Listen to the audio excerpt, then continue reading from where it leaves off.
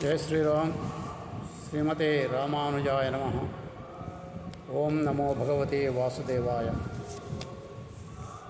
శ్రీకృష్ణ పరమాత్మని లీలా విలాసము శ్రీమద్భాగవతం.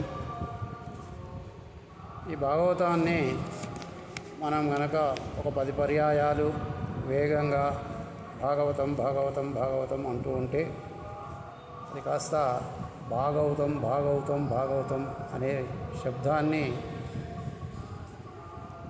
వినడం జరుగుతుంది. మరి అటువంటి భాగవతము చదివితే నిజంగానే మనందరము భాగవతం. అయితే మనకున్నటువంటి వేగవంతమైన జీవితంలో భాగవతము చదివేంత సమయము మనకు దొరకకపోవచ్చు. అందు గురించి మన ఋషులు భాగవతాన్ని అంతా రంగరించి ఒకే ఒక శ్లోకంలో వివరించడం జరిగింది.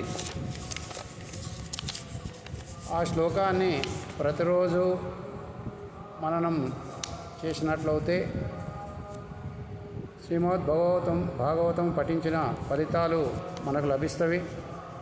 కాబట్టి అవకాశం ఉన్నంత వరకు ఈ శ్లోకాన్ని మనం అందరం కూడా పఠిద్దాం. ఓం శ్రీకృష్ణ పరమాత్మనే నమః. ఆదౌ దేవకి దేవగర్భజననం గోపీ గృహే వర్ధనం మాయాపూతన జీవితాపహరణం గోవర్ధనోద్ధారణం కంసచ్ఛేదన కౌరవాదిహననం కుంతీసుతాపాలనం ఏతద్భాగవతం పురాణకథితం శ్రీకృష్ణలీలామృతం. జై శ్రీకృష్ణ.